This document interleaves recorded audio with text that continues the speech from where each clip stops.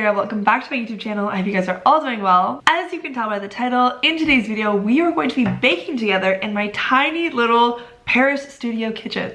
The reason I thought it'd be so interesting to make this video is because I keep getting so many comments on my apartment tour videos asking me how I can possibly manage to live, let alone cook, in such a small space. And when I see these types of comments, I think it's so funny because my space isn't small. This is just the standard space in Paris, given that rent is so expensive. And when we're living in North America in these really big and well-furnished kitchens, we don't know how lucky we have it until we see someone struggle in a tiny Paris kitchen. So that is on the menu today. We're gonna be making really good oatmeal raisin chocolate chip cookies that look like this. I'll put a picture on the screen. They look so good. I've already had a good 4, 5, 6 of them. But yeah, I'm excited to hang out and cook with you guys and show you how I make my tiny little space work. Without further ado, let's get into the video. Welcome to my kitchen. It's kind of crummy that it's like the afternoon and the kitchen looks like this dark, cavernous, sad space. I do have windows. Let me just show you. So I do have windows there that are south facing, but it's just not enough sunlight to reach us here in the kitchen. So I'm using the ring light, but it's definitely giving vampire cave vibes. If you guys are following my apartment transformation video, you will know that the kitchen is kind of just this ongoing mess. I don't know what to do with it yet. I haven't started fixing it up yet. So yeah, there's just lots of blank walls and stuff, but the kitchen is still usable. I've been cooking in it for 4 months, so that is no excuse not to make this video and also make some delicious oatmeal chocolate chip cookies. Also, if you're wondering what that ticking sound is, it's the oven that I've already started to preheat. So initially, for lighting purposes, I thought I would film the video like over here in front of the actual light. I've already laid out all my ingredients and my measuring stuff, but then I thought about what this whole video is supposed to be, which is showing you how I cook normally in my tiny little Paris studio kitchen. And I definitely wouldn't normally cook at my kitchen table. It's just too much effort, I think, to cook that way. So instead of cooking together in this nicely lit dining room space, we're gonna go back to the cave and cook like I actually would in my kitchen. So I'll just show you guys the recipe we're gonna be following today. It is a French recipe, and I will link it down below. The reason why I use French recipes is because I don't use measuring cups anymore. I only bake and cook via grams and milliliters, and most North American recipes measure by cups. They don't have the gram or milliliter conversion. So I'm using the website called Marmiton, and I've just picked like a very highly rated oatmeal cookie recipe. I really recommend this website if you guys are looking for French recipes or recipes that have grams and milliliters. Most French people use this website. I've seen lots of French moms like pull up Marmiton when they're trying to bake something up. So that is what we're doing. Let's get into it. I think I'm actually gonna move you guys to over here. I feel like this is a better angle to watch how I would cook from. Maybe it's a good idea to turn this oven off. I didn't realize how loud it was. Okay, so the first part of this recipe is to mix the butter and the sugar. I'm gonna do a blend of maple syrup and brown sugar in my cookies, and I've already measured out the 50 grams of butter that we need, but it's still hard, and I need it more in liquid format to mix into the batter. So I'm gonna throw this in a pan on the stovetop and just let it melt down.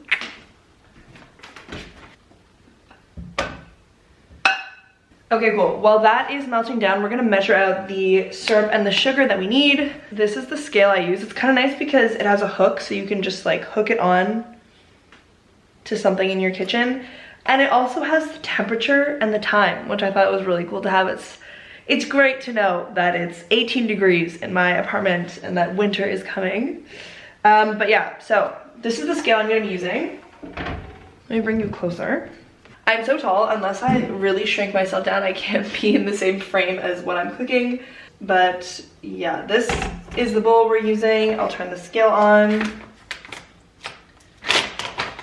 First thing I'm adding is my brown sugar. This isn't the same kind of brown sugar you find in North America. It's actually really hard to find that soft, compact brown sugar. I don't think I've ever found it in France, to be honest. So this one I'm using is Sucre Complet de Costa Rica. And I just got it from La Vie Claire. Most of my groceries are organic. I've already talked about this in like how much I spend in a week in Paris, but most of my groceries I buy are organic in France because it's relatively the same price as non-organic. 63 grams of sugar. And then I'm gonna switch it to milliliters, make the measurement on my scale, put it back to 0, and measure it 35 milliliters of maple syrup from Canada. I mean, I didn't bring this from Canada. Again, I bought it at La Vie Claire, but the sentiment is there. Okay, good. Next, we have our melted butter that I'm just gonna pour in. And give it a good mix. Oh my god. I just washed this sweater. Of course I got sugar and syrup on it. Perfect. Love that. It smells so good. I love to use maple syrup as a sugar replacement in my recipes because of course it reminds me of Canada, but also I think maple syrup is just a fall flavor. So when I'm in the mood of really feeling like fall, I make sure I throw maple syrup into my recipes. So yeah, that's where we're at. Next ingredients we're gonna add are our eggs.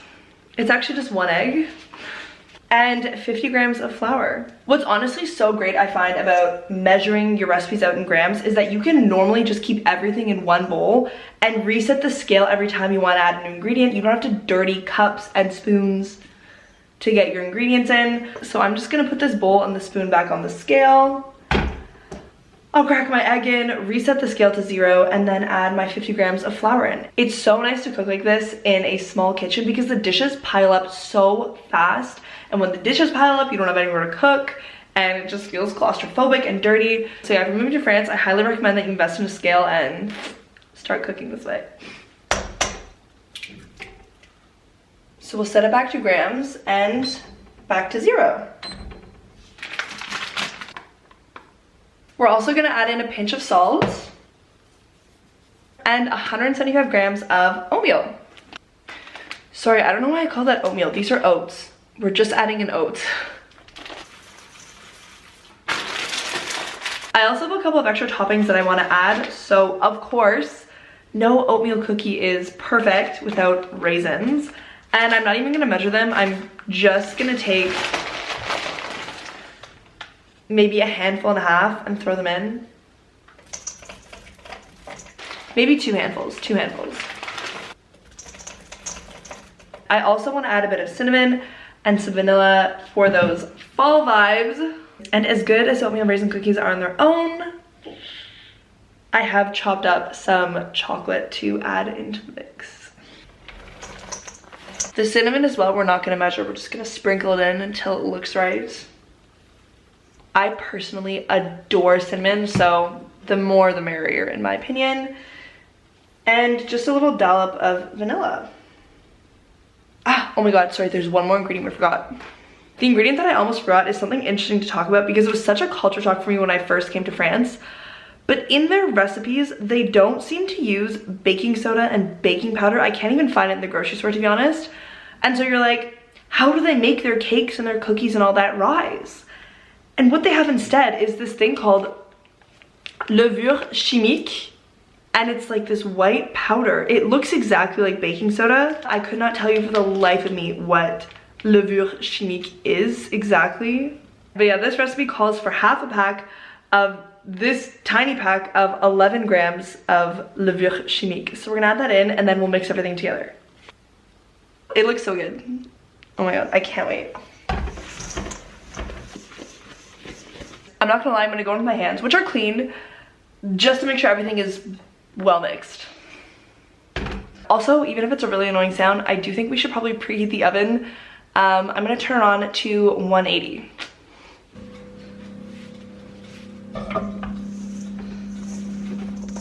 Okay, serious question. Do you guys lick your fingers or the spoon when you're baking? I feel like we were lied to that raw egg would kill us. And it just tastes so good. Okay, our batter is done and ready. I think I'm gonna take you guys over to the kitchen table or you can like roll it out and put it on a baking tray. Also, peep these new chairs that I got. You wouldn't have seen them because they're coming in decor video number 3, but how cute is this pink color with the rest? We are a fan. Okay, so we have a mini baking tray for the toaster oven. Wax paper is a must. I personally hate having to scrub the baking tray clean. I honestly can't even remember the last time I baked. I just randomly had this feeling of needing to bake cookies, like needing to bake homemade fresh cookies. I swear it is a symptom of fall. Autumn has to be hands down my favorite season. I love the change of the colors in the leaves, and I love to see them on the ground. I love the cooler temperature. I love the sweater weather, being able to go out in a big comfy sweater or like a leather jacket. I just think it's the perfect season. Perfect in every way. Perfect aesthetically, perfect temperature. And I think as well, I really like the feeling of being cozy.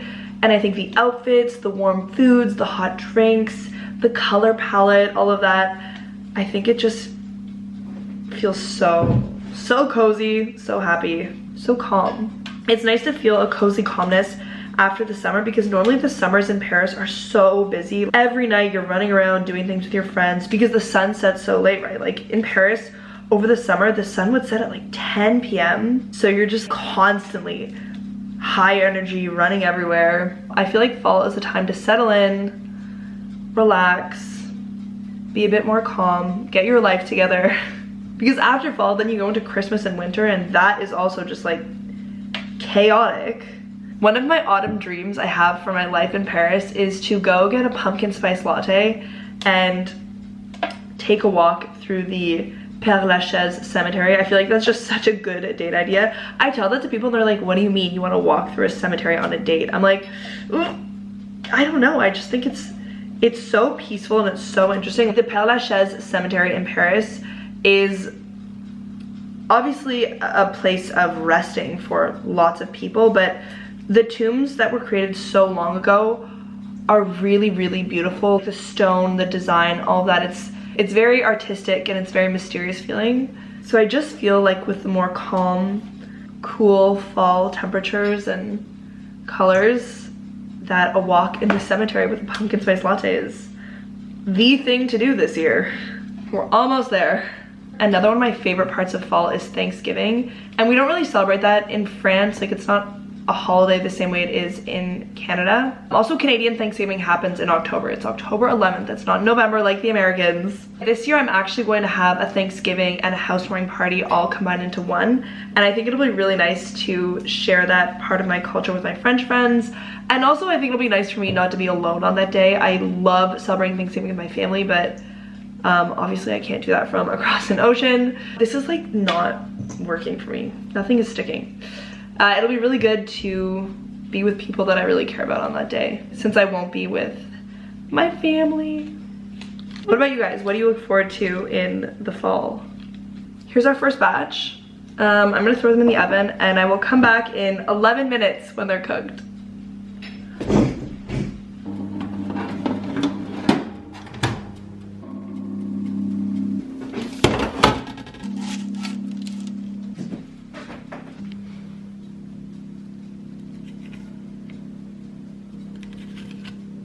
Can't have cookies without a glass of milk. I wish you guys could smell these cookies. The maple syrup and the cinnamon just smells so good in these cookies. So good.